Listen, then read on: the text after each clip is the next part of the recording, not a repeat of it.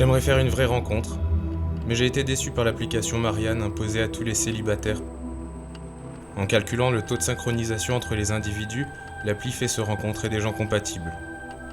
Aucun de mes 3 matchs n'a été concluant.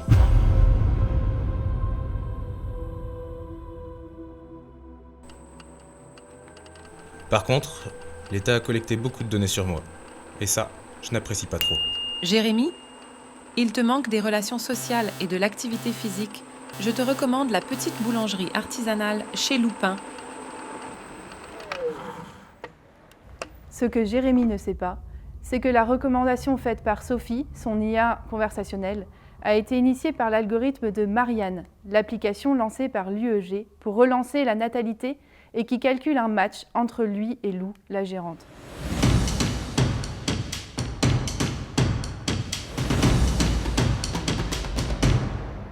Aujourd'hui, en 2050, l'Union européenne globale tente de garder le contrôle sur de nombreux domaines régaliens face au lobby des multinationales de la tech. Énergie, économie, santé, les technologies quantiques sont partout et sont l'épicentre de cette lutte d'influence. Chaque citoyen est invité à se munir gratuitement d'une IA. Elle peut aussi prendre une forme physique. Elle agit comme une sorte d'ami virtuel. Connectée au cloud, elle peut ainsi faire remonter des informations à l'État.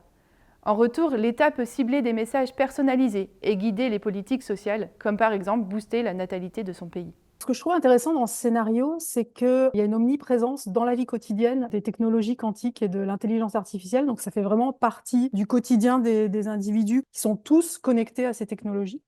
On le voit par exemple avec l'application donc Sophie qui parle à Jérémy, mais quelque part dont les données remontent jusqu'au système étatique qui, lui, après, régule les naissances, toutes les questions de démographie. Et je trouve ça intéressant parce que c'est déjà une question qui est d'actualité et qu'on voit ici qui a pris une ampleur encore plus grande. Bonjour madame, Monsieur. je vais prendre un pain de campagne et 2 croissants s'il vous plaît. Vous cuisez le pain au four à bois? Ah oui, c'est ma grande fierté ce four à bois.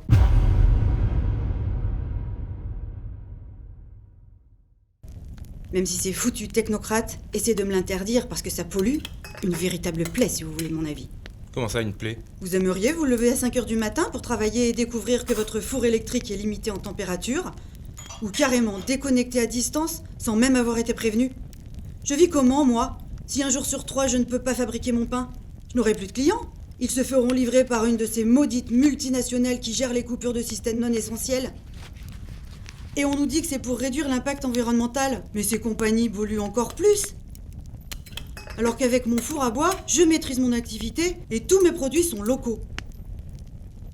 Les régulateurs voulaient m'imposer le four quantique. Heureusement, mon collectif citoyen m'a soutenu et c'est ça qui m'a permis de reconstituer mes réserves de bois. Chaque nouvel appareil acheté dans le commerce est maintenant connecté au SCE, ce qui lui permet de gérer le réseau d'approvisionnement énergétique en temps réel.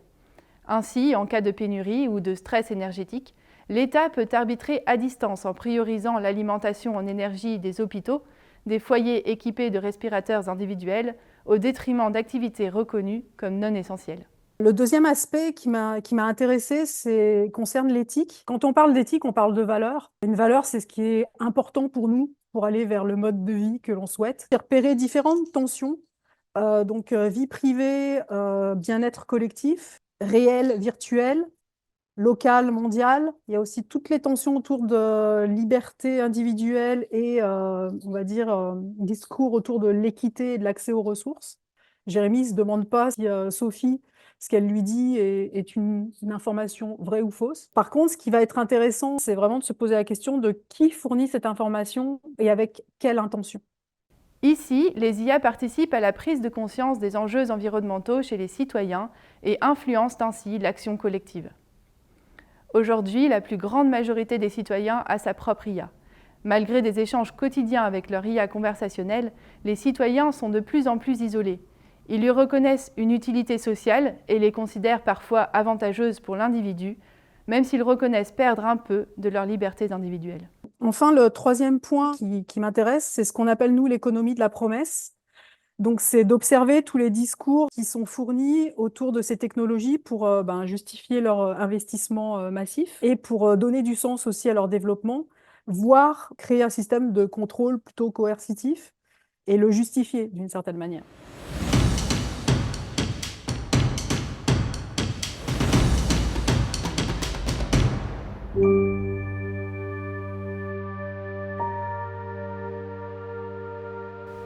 monde est façonné par une course effrénée à l'innovation technologique dans le domaine quantique. Des multinationales puissantes forment des consortiums afin de dominer le marché mondial et pérenniser le modèle capitaliste à la croissance forte. Les gouvernements utilisent les ressources humaines et matérielles de ces consortiums pour conduire leur politique publique. À l'échelle locale, la dépendance aux consortiums est quasi totale sur le plan technologique. À chaque problème, sa solution technologique. À chaque besoin, son produit. Les IA ont été conçues pour assister et rendre plus efficient le système productif. Certains travailleurs aimeraient que ces systèmes prennent plus en compte les aspects humains, comme le sens du travail, les cadences trop élevées.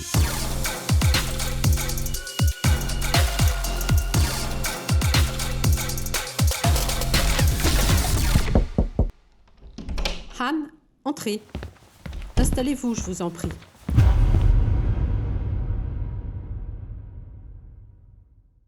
Merci. Très bien.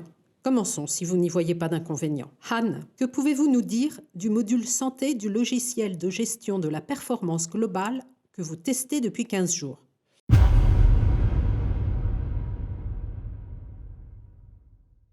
Honnêtement, l'idée est bonne puisqu'elle vise à intégrer notre bien-être dans le tableau de bord de notre performance individuelle. Mais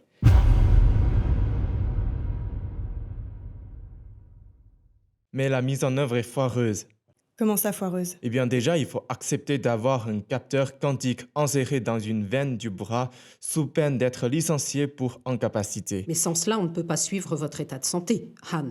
Il est nécessaire de mesurer vos paramètres vitaux en temps réel. Et qui dit que c'est sans effet sur la santé? Toutes les études de Telsa Santé démontrent l'innocuité de leur capteur. Telsa Santé? L'entreprise qui se veut à une longue vie en pleine forme pour tous, qui a échappé à 3 procès pour des scandales sanitaires, et tout fait grâce aux tentacules des lobbyistes de l'Union européenne globale? Ça ne me rassure vraiment pas. En plus, quelle garantie avons-nous que ces données ne seront utilisées que pendant la durée du travail, qu'elles ne soient pas revendues ou piratables? Le quantique, après la vague de Internet, pour nous dire, à partir de 2020, on voit cette nouvelle vague de l'IA qui arrive avec les prémices comme ChatGPT, par exemple, pour ne citer qu'un des outils. Pour des justifications de santé, traçabilité, efficacité, au niveau économique, on voit bien toujours les thèmes qui reviennent. On prend soin de la population au niveau de sa santé, on fait attention à sa sécurité. Il y a des éléments très positifs et il y a des éléments moins positifs, comme dans toute grande évolution technologique. Les éléments positifs, eh bien, c'est qu'on a tout l'ensemble de prothèses qui arrivent neuronales qu'on a pour l'instant dans la poche, qui seraient plutôt, on pourrait dire, des smartphones, si on prend un peu une image d'Épinal. Et donc, on est heureux d'avoir du Google Earth à disposition, ou du YouTube, et puis le quantique va nous dupliquer ça puissance n. Si on essaye d'être un peu plus en prospective, c'est que cet élément, cette prothèse neuronale, elle sera probablement liée directement sur notre cortex pour nous dire, c'est qu'on va nous greffer l'Encyclopédie Britannica, si on prend une autre image d'Épinal, sur le cerveau. On va loin, là on voit cette porosité homme-machine avec tout le débat sur le transhumanisme derrière, donc là on serait plutôt un peu le monde d'Orwell si on prend une image un peu simplificatrice, mais ô combien éclairante. Revenons au sujet du jour si vous voulez bien. Que pensez-vous de l'interface? Eh bien, j'ai cru faire un infarctus 2 fois cette semaine et le programme m'a obligé à des pauses avant de recommander une visite médicale. Résultat, je n'ai pas atteint mes objectifs pour la première fois depuis 3 ans et ma prime va être diminuée. D'après la médecine du travail, tout ça à cause de mes origines asiatiques qui impliquent un paramétrage des constantes suivies différent de celui des Européens et qui n'a pas été pris en compte dans le logiciel. Encore une preuve des biais éducationnels des IA. Vous avez d'ailleurs intérêt à corriger cela rapidement. Le syndicat envisage un recours pour discrimination. Notre logiciel n'y est pour rien. Ce sont les capteurs Telsa Santé les coupables. Ce qui nous fait peur, c'est effectivement la perte de l'humain. Puisque l'humain, ce n'est pas qu'une santé du biologique, c'est tout l'aspect culturel, l'aspect social de l'humain, ses imperfections, incertitudes. La technologie, un peu à la Judas Schumpeter, nous dit que vous avez un saut techno, ce qui est le cas avec la nouvelle vague de l'IA à partir de 2020. Si vous avez un saut techno, eh bien en fait, il faut être ni technophile ni technophobe, et puis la technologie sera ce que vous voulez en faire. Donc d'où l'importance des contre-pouvoirs. Ce n'est pas que aux politiques et à la grande entreprise à s'emparer évidemment de cette nouvelle technologie. C'est à nous à dessiner ce que l'on veut faire de ces avancées de la technologie, du quantique en particulier. Et donc là, ça interroge, puisque en réalité, nous avons besoin aussi de high-tech, d'économie du partage. Est-ce que le quantique sera vraiment mis dans le centre d'une économie du partage? Récemment, les consortiums ont annoncé l'exploitation d'une nouvelle source d'énergie décarbonée. Même si peu d'informations circulent sur la nature et les propriétés de cette nouvelle énergie, les grandes entreprises, elles, y voient une réelle opportunité d'augmenter leur rendement tout en diminuant les coûts de production. Peu de temps après cette annonce, des dysfonctionnements et des comportements incohérents apparaissent dans certaines IA et autres objets connectés, laissant place à des théories sur une éventuelle attaque informatique à grande échelle. La contestation sociale s'est-elle organisée pour s'emparer de ces modèles technosolutionnistes et les a-t-elle déjà détournés au profit d'une société plus égalitaire et respectueuse de son environnement ?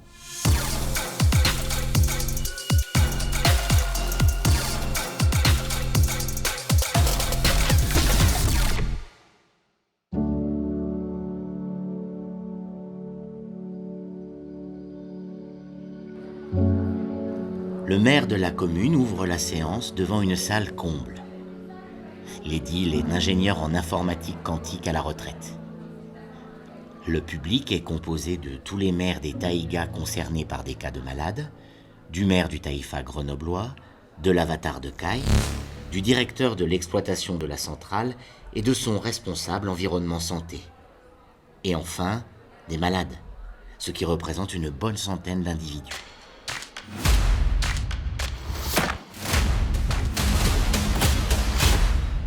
En 2050, l'État détient les pouvoirs régaliens, mais permet aux modèles de gouvernance locaux, les taïfas et taïgas, d'adapter la politique globale aux enjeux de leur territoire, notamment dans l'éducation, la santé, l'action sociale, l'alimentation ou encore la culture. Bienvenue à toutes et tous.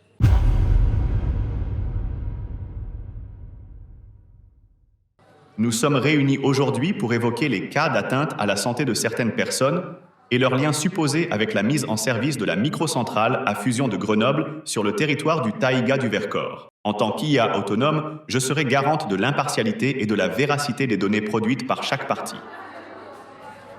La parole est donnée maintenant aux plaignants des taïgas. Bonjour tout le monde. Alors moi c'est Lobin.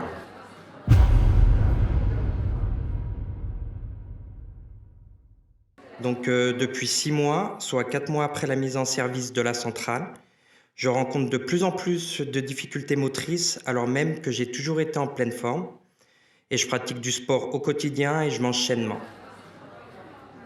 Et Lobin est loin d'être un cas isolé. Sur les 10 derniers mois, dans notre seul taïga, nous avons recensé plus de 18 cas assez similaires contre 2 l'année précédente. Je pense que cette statistique se suffit à elle-même. Moi, ce que je vois dans ce scénario, c'est une forme d'exemple caricatural de phénomènes émergents, à l'image de ce qu'on a connu au tout début de la crise du Covid, lorsque les premières manifestations, symptômes inhabituels et concomitants ont manifesté d'abord en Chine et ensuite un petit peu en France et dans d'autres pays. Le début de quelque chose que les médecins ne savaient pas encore bien reconnaître et identifier dans leur schéma de compréhension et d'interprétation des phénomènes de santé. Là, dans ce scénario, on a des phénomènes de nature symptômes perçus, physiques, et voire même parfois des impressions, des sensations qu'il a sur ce qu'il pourrait être en train de ressentir. On est donc très en amont par rapport à une connaissance et une compréhension construite, validée, objectivée d'un phénomène qu'on serait déjà capable de nommer. À ce stade-là, on ne sait pas nommer, on ne peut que croire. Écoutez, j'ai scrupuleusement respecté toutes les procédures d'étude d'impact exigées par l'UE Global. Le dossier ne montre aucun risque inacceptable. Nous avons réalisé plusieurs millions d'euros d'investissement pour la protection de l'environnement et de la santé dans notre installation.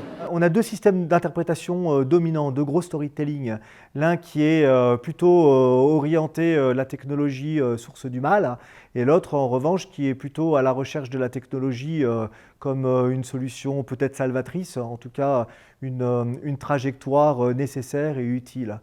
Et du coup, ce qu'on sent bien, c'est que dans la façon dont est organisée la discussion, il n'y a pas de discussion, il n'y a pas d'issue possible, elle est connue dès le départ. Chacun va partir avec l'impression qu'il probablement n'a pas été entendu ou que l'autre a tort.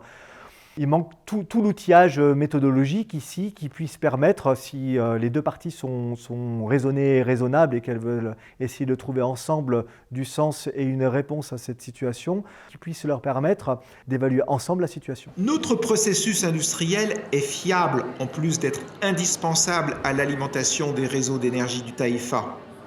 L'origine de vos symptômes ne peut être attribuée à notre centrale. J'ai vérifié les données et calculs en question et je confirme leur validité selon les meilleures connaissances disponibles. Il n'y a donc pas lieu de les remettre en cause ni de suspendre l'activité de la centrale. Ce sera la conclusion de cette médiation. Dans les Taïfa, l'importance du développement économique plaide en faveur d'une croissance démographique raisonnée et motivée essentiellement par les besoins économiques et industriels. Dans les taïgas, la technologie est mobilisée de manière moins techno-push. Le contrôle de l'IA quantique permet néanmoins aux ingénieurs de fabriquer du consentement, c'est-à-dire de donner aux individus l'impression qu'ils décident collectivement et maîtrisent les technologies. Les contrastes entre les taïfas et taïgas soulignent les défis auxquels la société est confrontée. Un équilibre entre progrès technologique et préservation des valeurs humaines et environnementales.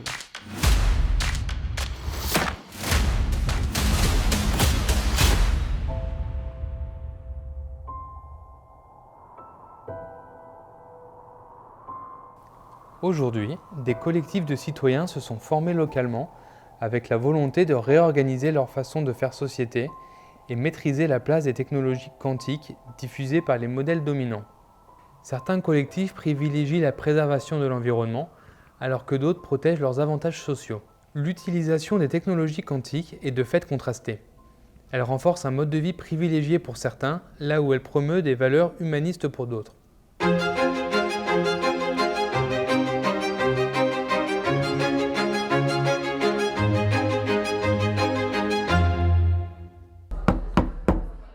Chers amis, à l'ordre du jour de notre réunion, il est indispensable de traiter à l'Agora de demain la question du vol d'énergie commis sur notre territoire la semaine dernière.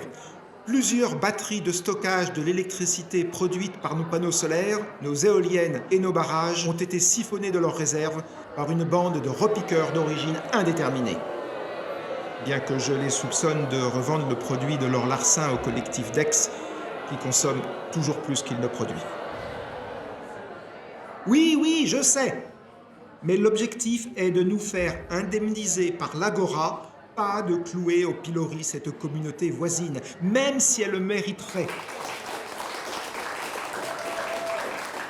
Qui veut soumettre d'autres sujets à l'Agora de demain? Moi?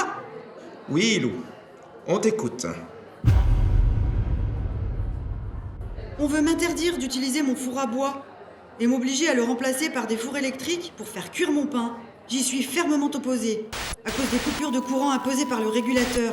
En plus, le bois que j'utilise provient de la collecte de bois morts dans nos forêts, ce qui réduit le risque de méga-feux sur notre territoire. Il rapporte quelques revenus à des familles de notre collectif et a été validé par la communauté des végétaux et des animaux de notre territoire. Ce qui me paraît important dans cette prospective sur l'avenir, c'est la place qui est discutée, la place qui est faite à de nouveaux acteurs en fait, de l'Agora, qui est notamment l'être nature, c'est-à-dire l'idée de donner une place à la communication ou à une communication qui serait rendue visible en fait, par la technologie quantique, c'est-à-dire si on imagine des capteurs qui pourraient capter les échanges de communication extrasensorielle entre les arbres, par exemple, une capacité à dire leur réalité, à exercer peut-être un contre-pouvoir, mais en tout cas un pouvoir d'agir au sein d'une société future.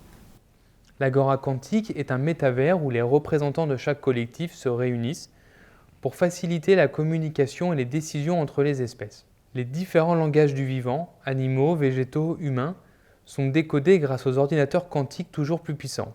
C'est ainsi qu'est né un langage commun, inspiré des abeilles, qui favorise la tenue de débats concis et efficaces, limitant ainsi les grandes envolées émotionnelles entre les collectifs aux intérêts divergents. Je compte sur vous pour voter à l'unanimité ma demande de dérogation me permettant de maintenir le droit d'utiliser des fours à bois. Je me propose également pour être la déléguée du collectif pour le mois à venir, puisque le mandat d'Ian prend fin ce soir. Merci Lou pour ta candidature et ta contribution. Qui vote pour? Bien. Je passe donc le relais d'animateur du collectif ALU. Il te reviendra d'obtenir réparation pour l'énergie qui nous a été dérobée et le maintien de ton droit à recourir au bois pour chauffer tes fours. Dans ce projet, ce qui est très intéressant, moi, ça m'a permis aussi une forme d'identification avec un personnage qui est celui de Lou.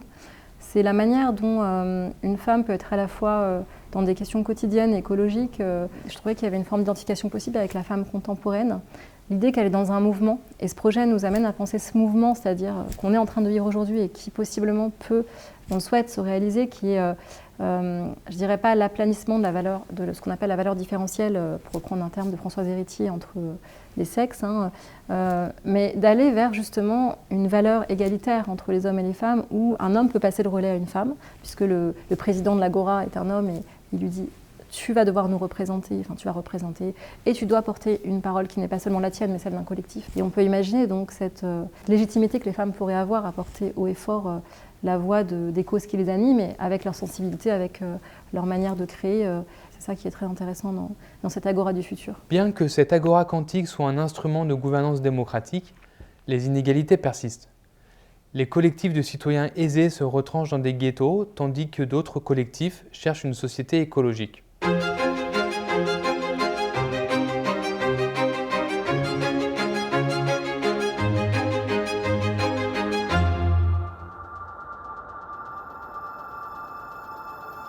Debout dans le train régional bondé, K.O. tient fermement son vélo d'une main.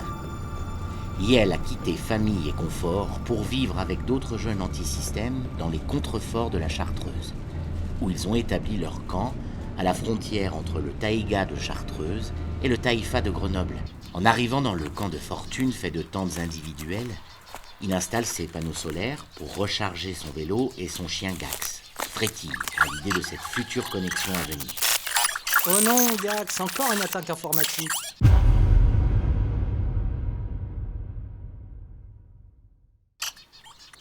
K.O. connecte son antivirus à son compagnon numérique, mais le logiciel est incapable de prendre le contrôle sur les hackers. K.O. attache Gax sur son porte-bagages et retourne en ville pour le confier à Jennifer, sur les conseils d'un des fondateurs de la communauté.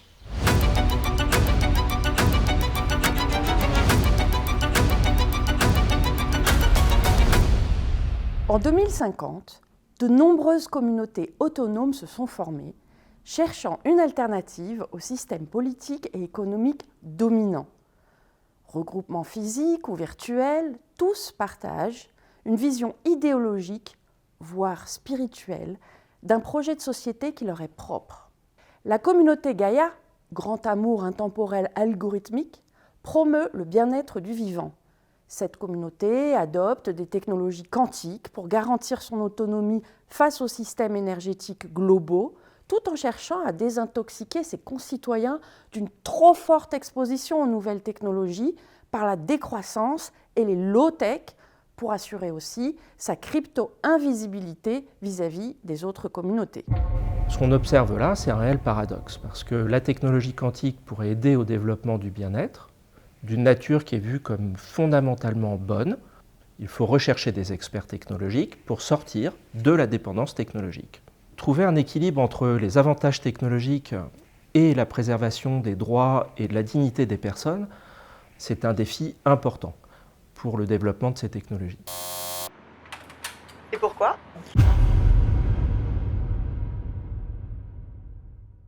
C'est pour mon chien robotique. On m'a dit que tu pourrais nous aider. Super. 3e étage, je t'attends.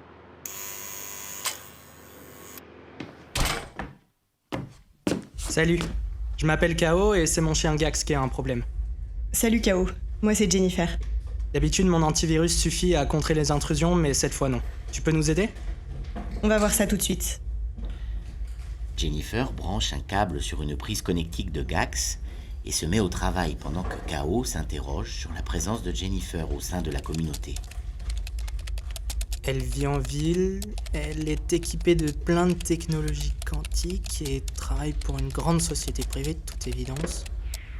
Tout ça me semble incompatible avec ma propre vision de la société et pourtant, la communauté Gaïa a besoin de ses compétences pour fonctionner. Jennifer est ingénieure spécialisée dans l'optimisation d'algorithmes quantiques d'une multinationale. Elle met à disposition de Gaïa ses compétences pour optimiser la consommation énergétique de la communauté, afin notamment de réduire son impact sur l'environnement. Kao, plus radical, hack les ressources technologiques des modèles dominants pour les adapter aux besoins de la communauté. Son chien robot, Gax, fait souvent l'objet de cyberattaques orchestrées par d'autres hackers ou par les services de renseignement de l'Union européenne globalisée. Kao et Jennifer se sentent tiraillés par deux mouvements. Kao, en particulier, peine à ne pas se laisser dominer par l'approche hédonique, c'est-à-dire par la vision d'une existence qui se centre sur des relations d'abord affectives. Et Gaïa le renvoie à une conception qui est eudémonique, c'est-à-dire à une vision de l'existence qui est dominée par le sens même qui lui est donné. Et une chose que ne voient pas Kao et Jennifer, et que ne voient pas toujours ceux qui alimentent les intelligences artificielles, c'est que si on ne prend pas le temps d'échanger avec ceux qui peuvent donner du sens aux données, on laisse courir le risque que ces intelligences artificielles soient des vecteurs de stéréotypes. Depuis quelque temps, Gaïa s'interroge sur la nécessité ou non de contrôler son taux de natalité, permettant une nouvelle fois d'optimiser sa décroissance et la surconsommation énergétique, créant de vifs débats au sein de la communauté. Il y a ce que Kao et Jennifer nous disent, et puis il y a aussi ce qu'ils ne nous disent pas. Les situations ambiguës favorisent le recours aux stéréotypes. On le voit dans la représentation des transitions démographiques qui est portée par la communauté de Gaïa. La population mondiale s'accroît, l'accroissement est lié à une consommation excessive des ressources disponibles, il faut donc limiter l'accroissement de la population. Mais ça ne tient pas compte des autres facteurs qui caractérisent cette transition démographique. En particulier, elle est marquée par un vieillissement de la population, ce que ne voit ni Gaïa ni ses adeptes.